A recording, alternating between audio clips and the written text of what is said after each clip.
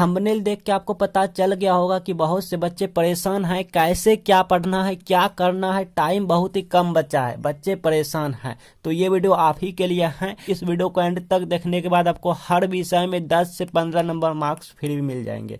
जी हाँ, हर विषय में 10 या 15 नंबर आपको फ्री में मिल जाएंगे। आई मीन ज़्यादा मिलेंगे इस वीडियो को देखने के बाद, ठीक है। और आपका सारा डाउट क्लियर हो जाएंगे कि कैसे क्या पढ़ना है, क्या करना है, क्या ना पढ़ना है, क्या ना करना है, क्योंकि टाइम बहुत कम बचे हैं। आपके पास टाइम बहुत ही कम बचे हैं। और बात करते हैं अगर हैंड राइटिंग खराब है तो क्या करें, क्योंकि बहुत से बच्चे का मैंने भी देखा है हैंड राइटिंग खराब होता है। जी हाँ, हैंड राइटिंग खराब होता है और अभी तक कुछ तैयारी नहीं हुआ है तो क्या करें। बहुत से बच्चे का मन में डाउट है या फिर सच में है कि कुछ भी तैयारी नहीं हुआ है और जिन्हें लगता है कि कुछ भी तैयारी नहीं हुआ है, तो ये वीडियो आप ही के लिए है। इतने सारे हम डाउट यहाँ पे क्लियर करने वाले हैं। तो सबसे पहले आपको हम बता दूं, जो कि आप ऑलरेडी फॉलो कर रहे हैं, social app I mean website छोड़ें। जी हाँ, ऐसा सोशल ऐप हो या फिर एप्लीकेशन फोन में हो या फिर ऐसा वेबसाइट हो जो कि पढ़ाई से संबंधित ना हो, आई मीन पढ़ाई से रिलेटेड ना हो, तो उसको छोड़ देना, अनइंस्टॉल कर देना, डिलीट कर देना है। क्लियर?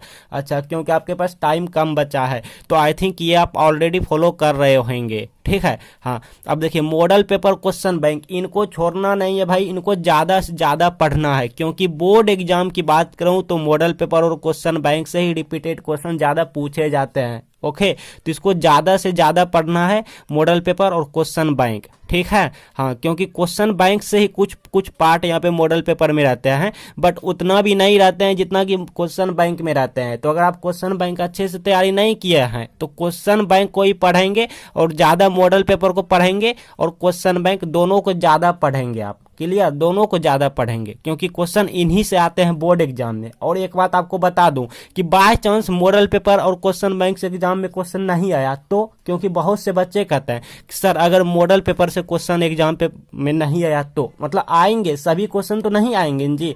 देखिए मॉडल पेपर से एग्जाम में क्वेश्चन आएंगे लेकिन सभी क्वेश्चन 100 में 100 क्वेश्चन नहीं आएंगे, ये सभी बच्चे जानते हैं। तो जो क्वेश्चन मॉडल पेपर या क्वेश्चन बैंक से नहीं आए तो उस क्वेश्चन को कैसे सॉल्व करेंगे, क्योंकि हमने तो मॉडल पेपर पढ़ के जाएंगे एग्जाम में, तो सॉल्व उस क्वेश्चन को नहीं कर पाएंगे।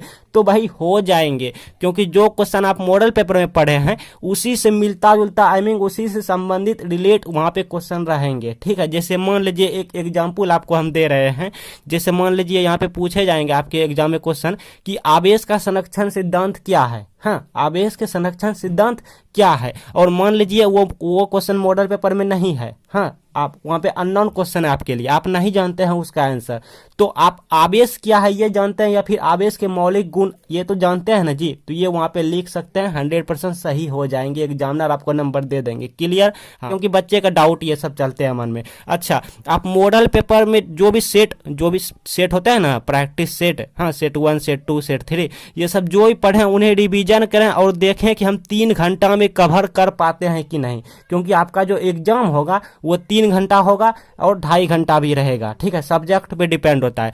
तो आप उन सेट को प्रैक्टिस करें घर में बैठ के कि हम 3 घंटा के अंदर उस पेपर को सॉल्व कर पाते हैं कि नहीं। इससे आपका कॉन्फिडेंस लेवल हाई लेवल तक जाएंगे और आपको मालूम चल जाएगी कि आप कितना पानी में हैं। समझ रहे हैं ना? समझ गए होंगे। तो इसलिए रिवीजन जरूर है। और हाँ, जो भी आप पढ़ें, चाहे आपका जो भी सब्जेक्ट हो, उसे रिवीजन करें, ठीक है। हाँ, और याद करने वाला जो सिलसिला है, बहुत से बच्चे कहते हैं सर मुझे याद नहीं होते हैं, हम जो पढ़ाई करते हैं वो याद नहीं होते हैं, कैसे याद करें। या फिर कोई बच्चा को दिन लग जाता है, मतलब दिन, समझ रहे हैं ना, बीत जाता है याद करते करते, कॉपी लेके बैठे रहता है। तो सबसे बड़ी प्रॉब्लम स्टूडेंट की बात करूं तो याद करना। जी हाँ, याद करना सबसे बड़ी समस्या है स्टूडेंट जी की, और ये आपकी नहीं, ये सभी की है, मेरी भी है। हाँ, लेकिन अब नहीं है। हाँ, अब नहीं है। तो आपको सही टाइम जानने होंगे कि याद करने की टाइम कौन सा है। तो आपको मैं बता दूं और दिखा भी दूं कि याद करने का जो टाइम होता है स्टूडेंट जी, क्वेश्चन का आंसर जो याद करने का टाइम होता है वो होता है 3 बजे सुबह से लेके 7 बजे तक। जी हाँ, 3 बजे से लेके 7 बजे तक होता है, ठीक है, 3 बजे से लेके 7 बजे तक। 3 बजे से लेके 7 बजे तक ये होता है याद करने का टाइम, पढ़ने का टाइम, लिखने का टाइम ये नहीं है। मॉर्निंग ये जो टाइम आप देख रहे हैं लिखने का टाइम नहीं है, ओनली पढ़ने का टाइम है, याद करने की टाइम है। अब बहुत से बच्चे कहते हैं सर मैंने तो देखो मैंने बोला था 4 बजे जगने के लिए, लेकिन बहुत से बच्चे कहा सर अगर हम 3 बजे से लेकर 7 बजे तक पढ़ाई करते हैं तो कैसा रहेगा। तो मैंने बोला ठीक है बच्चों, लेकिन देखिए बहुत से बच्चे क्या होता है कि 3 बजे थोड़ा सा पढ़ लेता है, आधा घंटा 1 घंटा, फिर बीच में एक नींद मार लेता है। हाँ, बीच में एक नींद मार लेता है, लेकिन ऐसा नहीं करना। हालांकि अपनी बात करूं तो मैं भी यही करता था, 3 बजे अलार्म लगा के जग जाते थे और 4 बजे तक 1 घंटा या फिर आधा घंटा पढ़ने लगते, फिर झुकते झुकते जो है ना सो जाते थे। सोने के बाद जगते थे बरगा 8 बजे 7 बजे, सब एकदम मतलब समझ रहे हैं घाटा लग जाता था अपन को। तो ऐसा बिल्कुल भी नहीं करना, आपको कंटिन्यू 3 से 7 तक पढ़ना है, ऐसा नहीं कि बीच में एक नींद मार लिया, ऐसा नहीं करना है, ठीक है। हाँ, लेकिन मैं रिकमेंड करूंगा कि आप 3 बजे सुबह ना जगें। हाँ, 3 बजे आप सुबह ना जगें, आप 4 बजे जगें, ये बेस्ट टाइम है। याद करने की भी बेस्ट टाइम है, मॉर्निंग की भी बेस्ट टाइम है, मैं रिकमेंड कर रहा हूँ। लेकिन अगर आपको लगता है कि नहीं 3 बजे जगना चाहिए, मैं 3 बजे जग के एकदम पढ़ सकता हूँ, 3 बजे मतलब देखिए इसीलिए हम बोल रहे हैं कि बहुत से बच्चे 3 बजे जगते हैं तो उनका नींद सही से पूरा नहीं होता है, वो मतलब समझ रहे हैं झक मारने लगता है, मतलब झुकने लगता है, समझ रहे हैं, उसको नींद आने लगता है। तो इसलिए मैं कहता हूँ ऐसा बच्चे को तब 4 बजे जगना चाहिए। लेकिन अगर आपको लगता है कि नहीं मैं 3 बजे जग के पढ़ाई कर पाऊंगा, हाँ मैं झेल लूंगा सिचुएशन, तो ठीक है भाई, 3 बजे से लेकर आप 7 बजे तक पढ़ाई करेंगे। लेकिन ये कैसे होगा, हाँ ठंड का मौसम है, कैसे होगा। मान लीजिए हम जाग गए तो अब रजाई से बाहर कैसे निकलें, समझ रहे हैं प्रॉब्लम, रजाई से बाहर कैसे निकलें, क्योंकि जागना और रजाई से बाहर निकलना ये काफी अंतर है। देखिए प्रॉब्लम आपको हर जगह मिलेंगे। हाँ, मान लीजिए जागना पहले मुश्किल था, जाग गए, फिर रजाई से बाहर निकलना, फिर आप कहेंगे हम फ्रेश कैसे हुए। हाँ, पानी जो भिंजाएंगे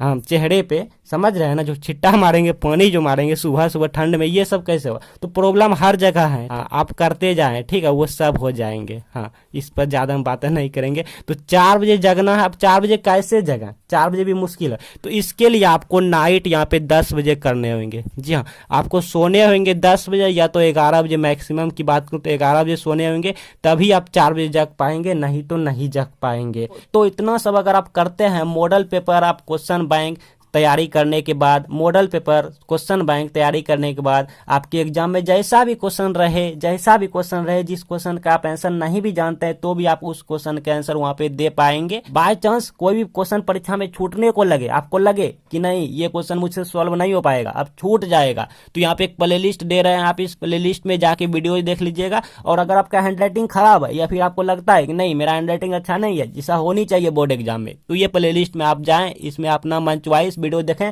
और बोर्ड एग्जाम की क्या है कॉपी सही लिखने की तरीका, जो कि बच्चे को नहीं आता है। जी हाँ, कॉपियां सभी लिखते हैं बोर्ड एग्जाम की, लेकिन कोई कोई बच्चे अच्छे से लिखते हैं सही तरीके से, तो उनको फर्स्ट डिवीजन कर जाते हैं अच्छे नंबर से, कोई कोई बच्चे टॉप कर जाते हैं। तो आपको सीखने होंगे कि बोर्ड एग्जाम की कॉपी क्या है सही तरीके से, यहाँ पे देखिए। और बहुत से बच्चे कहते हैं sir black pen blue pen से हम बोर्ड कॉपी नहीं लिख सकते हैं ऐसे वैसे, तो ये प्ले लिस्ट आप ही के लिए बनाया है, इसमें जैसा अपना मन चॉइस वीडियो हो 3-4 वीडियो देख लीजिए।